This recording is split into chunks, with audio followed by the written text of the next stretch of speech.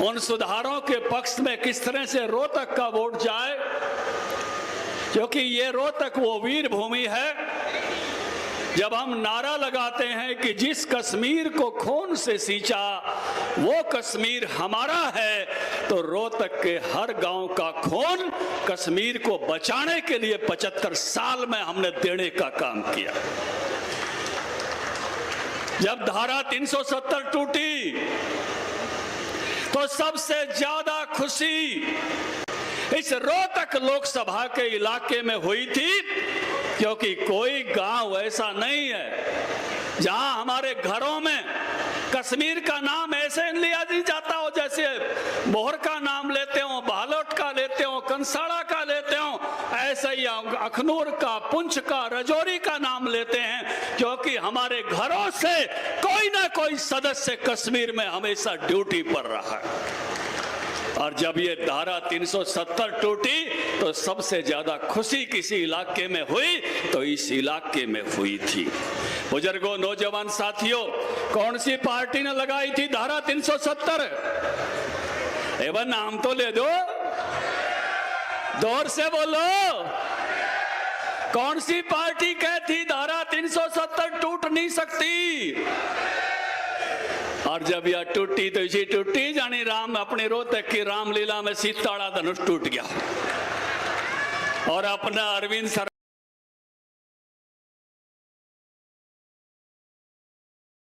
को बनाया तो अपनी वोट धारा 370 तोड़ने में गई। अजय दूसरे ने बना देते तो किज्जा है, किज्जा है, बोल तो दो। ये बनाएंगे यूनिफॉर्म सिविल कोड, पूरा देश का कानून, सबके लिए एक समान।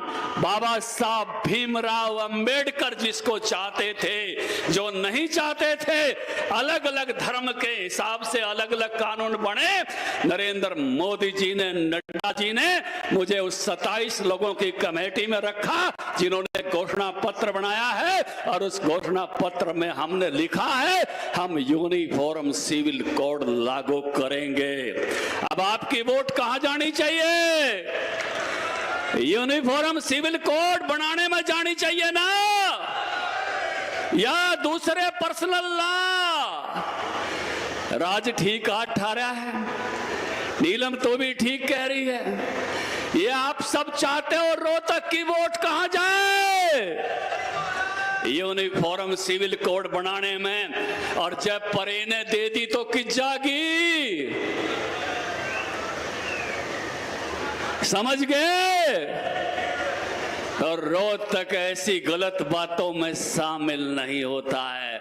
ये रोहतक देशभक्ति इलाका है, ये देशभक्ति के साथ खड़ा होता है, ये मजबूत देश के साथ खड़ा होता है। नड्डा साहब ने मुझे कहा जब सरकार के 9 साल हुए, कहने लगे धनखड़ जी मैं जनरल सुहाग के घर आना चाहता हूं। अपने को सबका पता है जनरल सुहाग भाई बेसाण गांव के, मेरे मामा का गांव। मैंने फोन लगाया, मामा जी नड्डा साहब और मैं आना चाहते हैं, गुड़गांव में रहते हैं आजकल। ने बोला आ तो जा भाणजे, बड़ मेरी दादी ढाकले की थी, मैं के कहूं, माँ रिश्तेदारी पुरानी होली तो मामा मैं कह के आऊंगा। हम दोनों घर पहुंचे। जनरल सुहाग ने जो कहा वो आपको बताना चाहता हूं। जनरल सुहाग ने कहा कि नड्डा साहब मैं वो पहला जर्नल हूं, सौभाग्यशाली जर्नल हूं जिसने ठाकुर राजनाथ सिंह जी और मोदी जी के साथ काम करने का मौका मिला। आतंकवादी शिविर को हम बर्मा में जाके तोड़ के आए, आतंकवादी शिविर को हम उरी में जाके तोड़ के आए, आतंकवादी शिविर को हम बालाकोट में तोड़ के आए। ये फक्र है तो मुझे जर्नल के नाते है, और मुझे ऐसे शख्सियतों के साथ काम करने का फक्र है। अगर ये कांग्रेस सरकार होती तो क्या ऐसा काम कर पाती? बोल तो दो बंसल साहब, क्या कर पाती? सूरजमल कलोई, जरा सोच लो, इनके बस की बात ये 75 साल में नहीं थे। मैं आपको बताना चाहता हूं, राजीव जैन का तो भाषण आज कराया नहीं। कविता कहेगी रोहतक गया था फिर भी तेरा भाषण नहीं हुआ। चलो कोई बात नहीं राजीव, तेरा काम भी मैं पूरा करूंगा। मेरी शादी की 20वें सालगिरह मैं घराड़ी ने लेकर और जो चीन के बॉर्डर के साथ रोड है काजा, धनखड़ मोनेस्ट्री, ताबो, वहां चला गया। इतनी खराब सड़क थी, 2016 की बात बता रहा हूं। डर के मारे 5 दिन मैंने घराड़ी का हाथ नहीं छोड़ा। ईप पड़ी गाड़ी, ईप पड़ी। 5 साल बाद फिर 2021 में जब 25वीं वर्षगांठ थी तब फिर चला गया और भाई 5 घंटे भी हाथ नहीं पकड़ना पड़ा।